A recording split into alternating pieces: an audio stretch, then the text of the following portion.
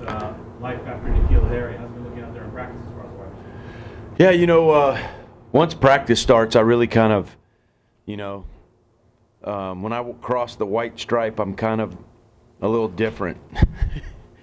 So I really don't think about stuff like that. I just look at each player's individual rep and try to find ways to nitpick every rep and so that they understand that details wins games. And, obviously we'll miss his production and all that stuff. But, once you get out to practice and practice starts, man, you just, as a coach, you just go. And it's the same way when somebody gets hurt, Some even said that maybe the byproduct of Nikhil Harry not playing is maybe making it tougher for Fresno State to prepare for you because what was only out this year is Nikhil Harry being focused on. Yeah, that could be, to try to find out, where he's going to line up and all that stuff. In some ways, it might make it a little tougher. In some ways, it'll make it easier, because they're probably not going to have to be concerned with, some defenses predicate their coverages based upon where a certain guy lines up, and I don't think they're going to look at us and go, oh, there's a particular guy we have to stop.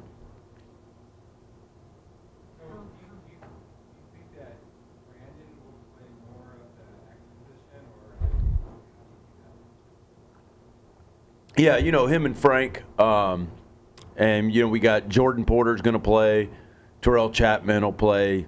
Those guys are all outside receivers, and so they're all going to rotate. Yep.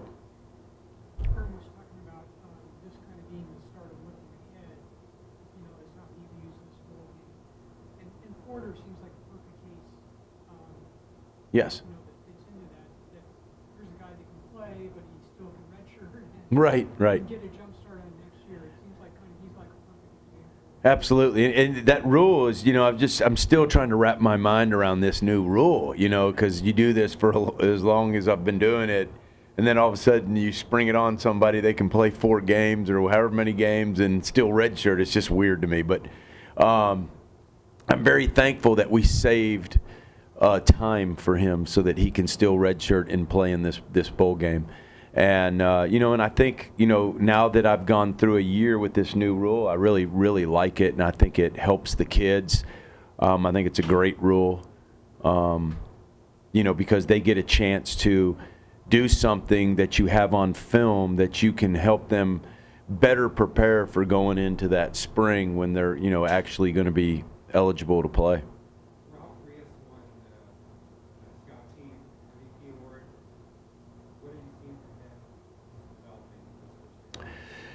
Big guys take time to develop. The bigger you are, the longer it takes for your coordination, all of that stuff. I mean, it's even the same thing with rookie offensive linemen in the NFL, talking to NFL players. Those guys, even at that level, those are the last guys that develop as well up at their level. But what we've seen out of him is his being able to have, as big as he is, he's a giant human, and just having his feet up underneath him. When he first got here, he's just kind of it was a little tough for those big guys with the speed and the quickness of the D linemen, especially against our defense where they do a lot of just stuff, slanting and stuff like that. And now the game has slowed down and his feet have gotten faster. And so you can tell a huge difference right now from where he was when he first got here. Something like a bowl game, just an expectation of looking at what's going to be the next season or spring, and kind of putting a bow on it, or what would you say the bowl experience is? Yeah, and it's good because you look at our offense, Manny's going to be gone, and, you got a couple offensive linemen, but for the most part, all of our skill are coming back. And so, I mean, that's what I told him today in the meetings was every practice, and if you guys were out there today early, I kind of got a little loud, but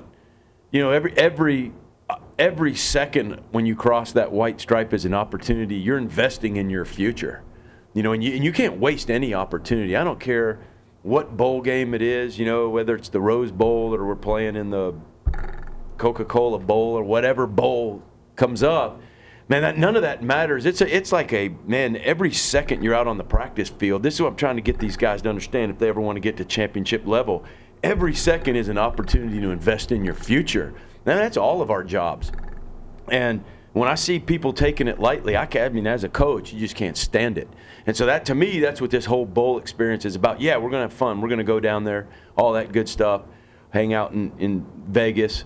But, man, they better take this thing seriously. And each guy, we're looking at every rep, every player like, hey, man, your job's not secure going into the spring there, buddy.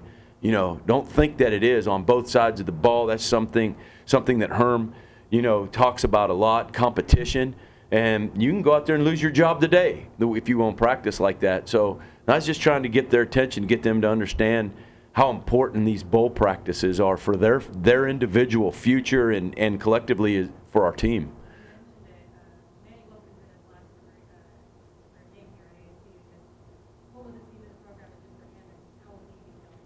As a competitor, Manny is a fierce competitor. And so you don't have to worry about Manny not being ready to play in this game. The last thing he could ever envision is him walking off his last game in college as losing a football game as the losing quarterback. So I think it's extremely important to him. And it's also, you know, it's an investment in his future. I'm sure he wants to play at the next level, and he doesn't want to go out there and lay an egg, you know, on national TV on his last ball game.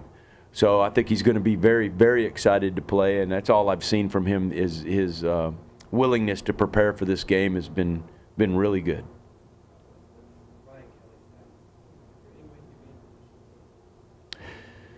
You know, still right now, you know, after his shoulder deal surgery,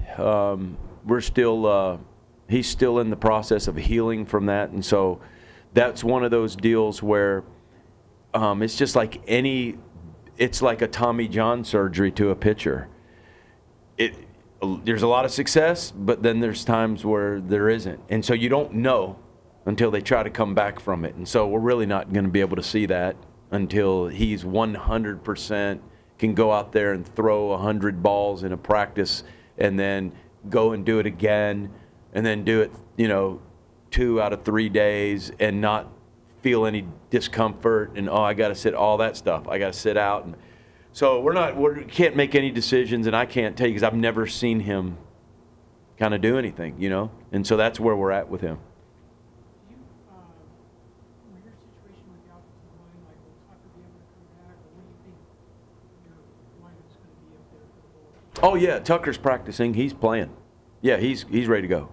So it's going to be like you know, it's just like going into our last game, but Tucker will be, you know, starting at left guard, and you know, you'll have Alex Lasoya and Steve over there, you know, right guard, and the usual lineup. People have said that Fresno State could be one of the best defenses that you faced. Does it look that way to you? Absolutely. Statistically, they are the best defense we faced. And they're athletic, they're long, they're middle linebackers, a Sunday player. The secondary doesn't back up. They just sit there and squat on everything. They make it hard for you. They're really athletic and fast. They get off blocks. They're giving up 13 points a game over a 13-game season. That's like incredible. That's, you know, I mean, ESPN picked us to lose by 16 points. So, I mean, that's where we stand right now. And they did. Herm's friends. Friends like that, yeah, exactly. But that's where we're at right now, and that's the belief and that's the perception of how good they are. And I don't know if you guys remember in 2012 when I was at Louisiana Tech. Let me tell you, we would have hung 40, 45 points on almost every Pac-12 team we played because we were good on offense, you know, and we were in the WAC, you know. And so sometimes teams, you know, at the non-Power 5, man, they can build up to have a year where they could go into the Big 12, they could go into the Pac-12 and compete for the conference championship. I mean, that's easy. That could happen, you know.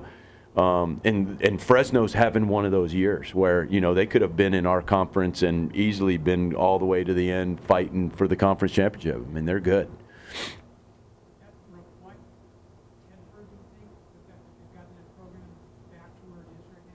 Oh, absolutely. You know, he did a phenomenal job at Cal.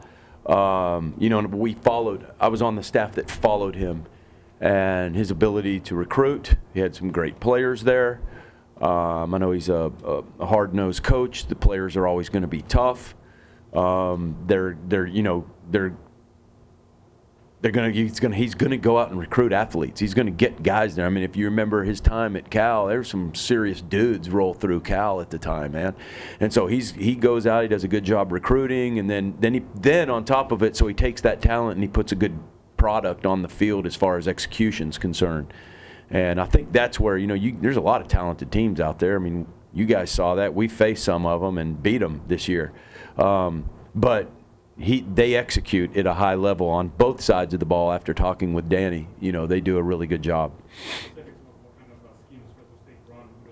You know, of us, you know, they're going to do they're a 4-man front, but then they're not. Then they're a 3-man front, and then, you know, then they're look like that, like we do sometimes. Guys flying everywhere. They try to fool the quarterback. They try to give you a 2-shell, and then it rolls to 1 at the last second, and then they roll strong to the field. And you know, they give you looks for the quarterback pre-snap, and then they take those looks away right at the snap of the ball, which makes it hard.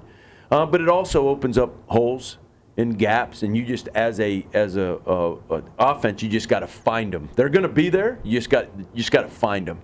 You know, but they rely on havoc and slanting and blitzing to give the offense problems. Mm-hmm.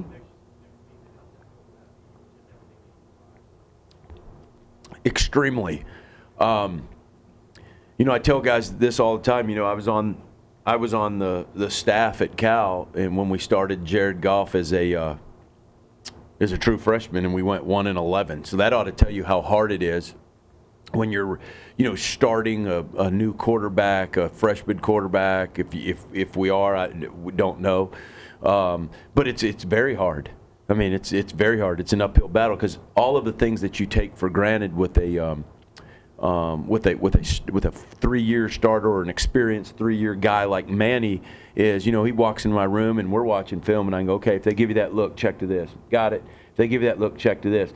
You start a quarterback for the first time, man, he's just trying not to, I guess I can't say that word. He's just trying to not embarrass himself out there. You know what I'm saying? Well, right before the ball snapped. I mean, a little bit of it is like this. He's not thinking like Manny's thinking, like, oh, okay, yeah, boom, boom, boom. You know, like the Arizona game when he checks to the run that scores us the touchdown to Eno, you know, off of the look. I don't know if you're going to get that out of a quarterback that's not experienced. You know, he's just going to be trying to, oh, man, snap the ball and not get killed, you know.